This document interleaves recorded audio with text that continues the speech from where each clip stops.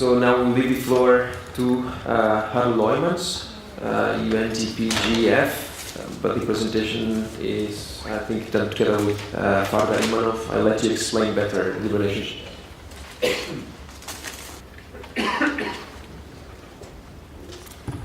Good morning, everybody. I'm indeed from the UNTPGF Kura Aras project, and I'm representing Professor Dr. Imanov from Baku State University, Faculty of Geography, who feels a little bit uncomfortable speaking in English. So I was asked to present his words here for you today. The presentation is about the first start of in fact, analyzing the changes in flow and coming up with an alternative approach to define environmental flows in Azerbaijan, where so far they have or are still suffering from the Soviet approach to the ecological flows.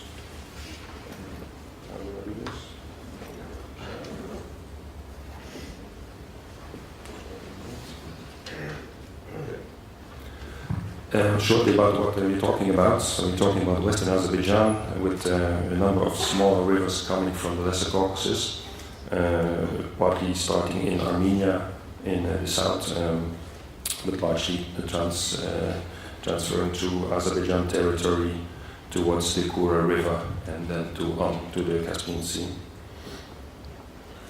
A lot of pressures in that area. It's a dry region from semi-arid to arid in the most eastern parts, and traditionally, since the expansion of agriculture in the 60s, a lot of pressures have developed.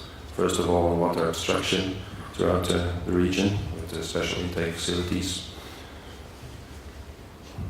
mining developments with a lot of waste being dumped, just with retaining dams and mining and just waste lying around. Flood protection structures, as the area expanded, agriculture expanded, also the population expanded, cities grew from villages into more larger urban areas, and accordingly, as the area in fact is coming from a steep mountainous area, high flows can be significant, so there was really a need to protect the villages, and so a lot of dikes, in fact, have been constructed to protect the areas from flooding.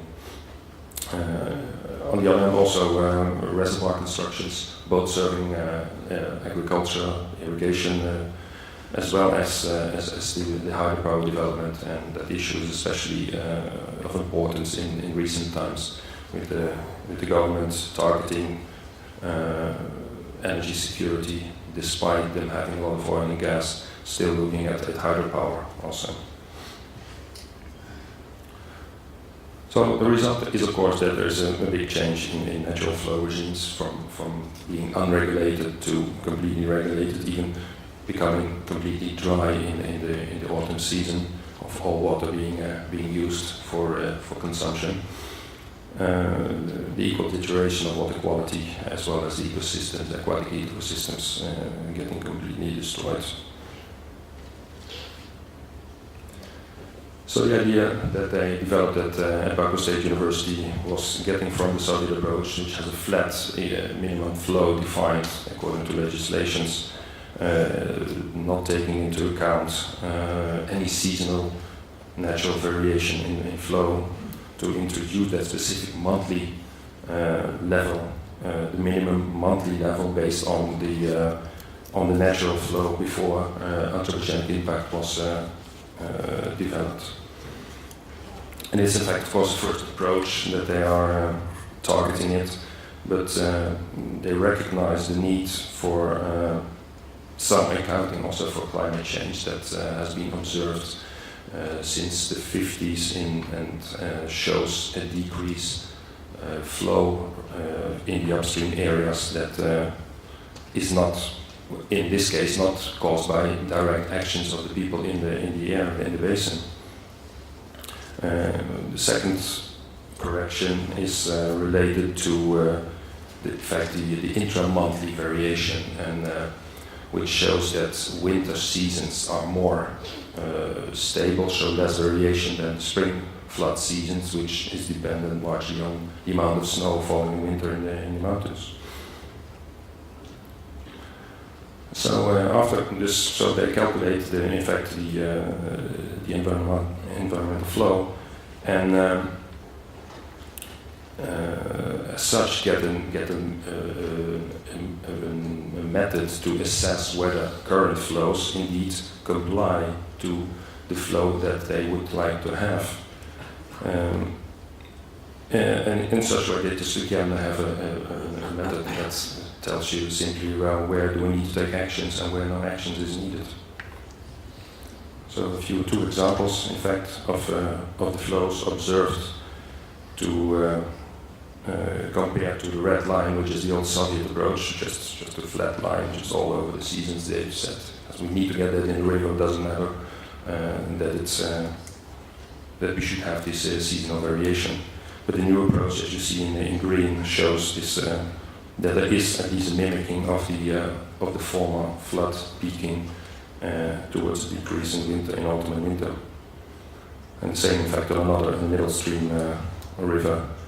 And what you of course see is also this large intramonthly variation, which reflects in the peaks. In fact, looking the proposed peaks of the environmental flow being lower than the maximum that's the peak that's proposed for the winter period.